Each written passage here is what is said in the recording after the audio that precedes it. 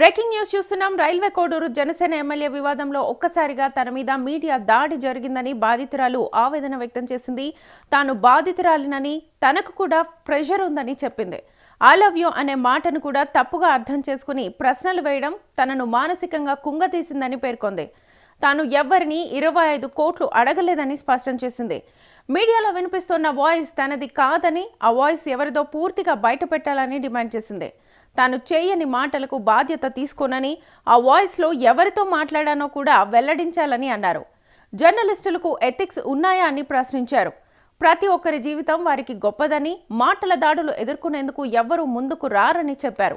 తనను మాత్రమే ప్రశ్నించడం కాదు, అదే స్థాయిలో ఆ ఎమ్మెల్యేను కూడా ప్రశ్నించాలని ఆమె గట్టిగా డిమాండ్ చేసింది. నేను నిన్న ప్రెస్ మీట్ గురించి మాట్లాడాలనుకుంటున్నాను. ఫస్ట్ థింగ్, ప్రెస్ మీట్ అంటే ఒకరు క్వశ్చన్ అడిగిన తర్వాత వాళ్ళకి ఫుల్ ఆన్సర్ వచ్చిన తర్వాత నెక్స్ట్ క్వశ్చన్కి వెళ్ళాలి. కానీ నిన్న ప్రెస్ మీట్లో ఏం జరిగిందో మీరు కూడా చూశారు. నాకు ప్రెస్ మీట్ అనేది for the first time I'm attending. అలాంటిది క్వశ్చన్ టు క్వశ్చన్ అడగకుండా అందరూ ఒకటేసారి మీద పడిపోతే నాకు కూడా ఫ్రస్ట్రేషన్స్ ఉంటాయి. నేను బాధించబడ్డాను, నాకు కూడా ఫ్రస్ట్రేషన్స్ ఉంటాయి.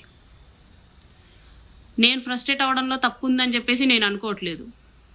ఎవరి లైఫ్ మీద అయినా సరే కామెడీ చేసినా, జోకులు వేసినా సరే, ఐ లవ్ యూ అంటే మీనింగ్ ఏంటి అనేసి అడిగినా సరే, ఎవరికైనా సరే రావాల్సిన ఫ్రస్ట్రేషన్ వస్తుంది.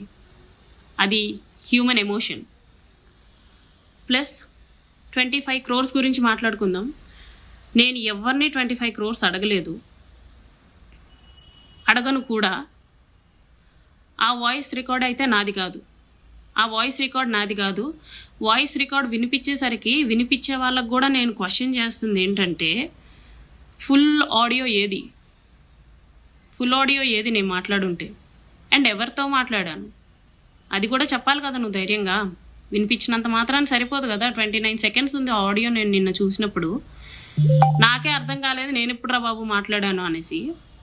29 seconds ఆడియో పెట్టుకొని ఇదే ఫుల్ వీడియో అని చెప్పేస్తే నేను యాక్సెప్ట్ చేయను.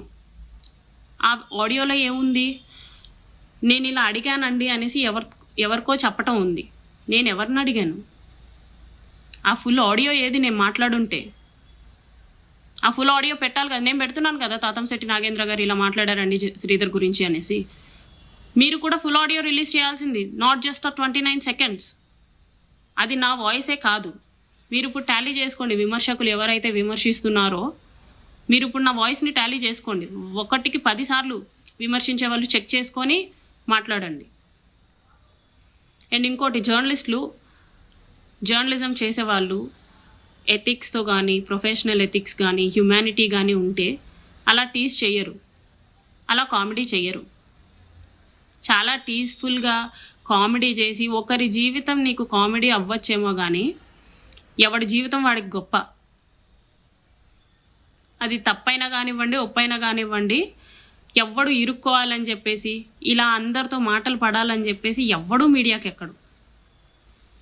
అవన్నీ తెలుసుకొని బిహేవ్ చేయండి. అండ్ టీజ్ చేసే వాళ్ళనైతే మాకు కూడా లాస్ తెలుసు, మేము కూడా ఫర్దర్గా ప్రొసీడ్ అవుతాం. అలా మీడియా వాళ్ళు పిలిచి టీజ్ చేయడం అంటే మాకు కూడా ఫర్దర్ ప్రొసీజర్ తెలుసు.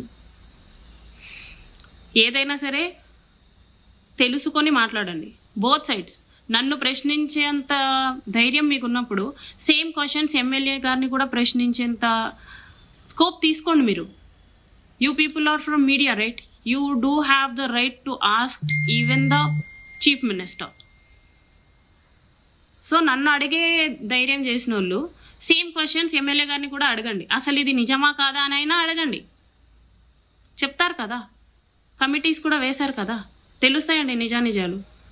ఊరికే మనుషుల జీవితాల్ని కామెడీగా చేయకండి.